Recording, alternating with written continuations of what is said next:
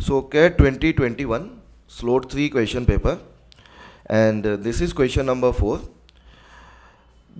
ये जो क्वेश्चन है ये आप इंटीजर्स पे भी बोल सकते हो, मॉडुलस पे भी बोल सकते हो, but this is not a conceptual question. इसमें हमें सेटिस्फाई करवाना है कि कितनी वैल्यूज़ बन सकती हैं जो कि लॉजिकली हम निकाल सकते हैं. तो क्वेश्चन पढ़ देता हूँ मैं. क्वेश्चन ये है कि the number of distinct pair of integers m, n satisfying this equation. Equation है हमारी, एक बार फिर से लिख देता हूँ, 1 plus m into n should be less than m plus n and m plus n should be less than 5. तो m और n की कितनी इंटीग्रल वैल्यूज़ बनेंगी जो इसको सेटिस्फाई करेंगी. तो इसमें अगर हम सोचें तो इसमें थोड़ा सा हिट एंड ट्रायल बनाना पड़ेगा हमें, बट वो आसानी से दिख जाता है हमें. जैसे अगर आप एक वैल्यू को 0 लेते हो, जैसे सपोज़ मैं इसको m को 0 लेता हूँ और n को 1 लेता हूँ, मैंने बिल्कुल स्टार्टिंग से शुरू किया है, तो क्या ये सेटिस्फाई करता है इसको? तो आप पाएंगे कि क्या ये इस बात को सेटिस्फाई करता है. अगर 0 और 1 लेंगे तो ये 0 हो जाएगा, 1 प्लस 0 कितना हो गया हमारा, 1 हो गया, और ये भी 1 बनता है, जबकि ये ज़्यादा होना चाहिए. तो ये वैल्यू सेटिस्फाई नहीं करती. ठीक है, इसको हटा देते हैं. क्या 0 2 सेटिस्फाई करेगा ऐसे ही? ये सोच के देखिए. तो आप पाएंगे ये सेटिस्फाई कर जाएगा, क्योंकि 0 2 लोगे तो भी ये 0 बनेगा, तो ये 1 ही रहेगा, लेकिन ये 0 प्लस 2 2 हो जाएगा. तो 2 बड़ा होता है 1 से और 2 से बड़ा 5 होता है, तो बिल्कुल सेटिस्फाई करता है. और एक बात ध्यान रखना, मतलब अगर 0 2 सेटिस्फाई कर गई है तो 2 0 भी सेटिस्फाई कर जाएगा, क्योंकि m और n अलग अलग इंटीजर्स हैं यहाँ पे. तो उसको हम अभी कंसिडर करेंगे, लेकिन अभी एक तरफ का निकाल लेते हैं. जैसे 0 2 सेटिस्फाई किया है तो 0 3 भी सेटिस्फाई करेगा. आप चेक करना, 0 और 3 लोगे तो ये 0 प्लस 3 बनेगा, और ये कंडीशन भी सेटिस्फाई कर रही है.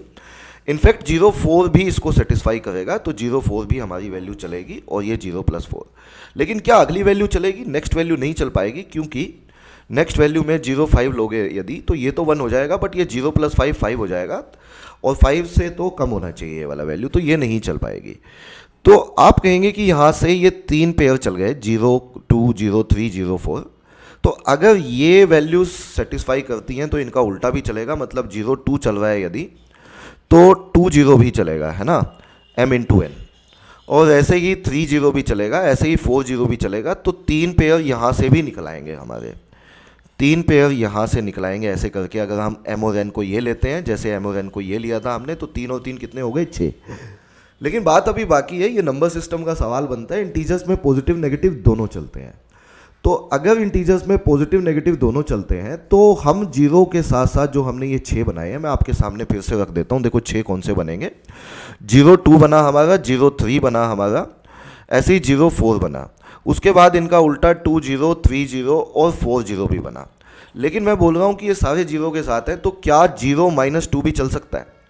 आप पुट करके देखो. अगर 0 माइनस 2 पुट करोगे तो 0 माइनस 2 पे ये तो आपका 0 ही बनेगा ये वाला, लेकिन इधर वाला 0 माइनस 2 पे माइनस टू का मोड 2 होता है, तो ये भी चलेगी वैल्यू. ऐसे ही 0 माइनस 3 भी चलेगी, ऐसे ही 0 माइनस 4 भी चलेगी, और 2 कोमा मतलब माइनस 2 कोमा 0 माइनस 3 कोमा 0 और माइनस 4 कोमा 0 भी चलेंगी वैल्यू. ये वैल्यू भी अगर आप पुट करोगे तो कहीं ना कहीं हमारा ये भी वैल्यूज़ चलेंगी. तो टोटल कितनी वैल्यूज़ हो जाएंगी ये पूछा था, तो थोड़ा सा सोचने वाला क्वेश्चन था, टीटा टाइप सवाल था. तो 6 वैल्यू ये हैं हमारी, और 6 ही वैल्यूज़ हमारी ये हैं, है ना. तो टोटल मिला के कितनी वैल्यूज़ हैं जो इस पर्टिकुलर इनइक्वालिटी को यू कैन से सेटिस्फाई करती हैं? तो आंसर 12 होना चाहिए, और 12 ही इस क्वेश्चन का सही आंसर था. तो राइट आंसर इज 12.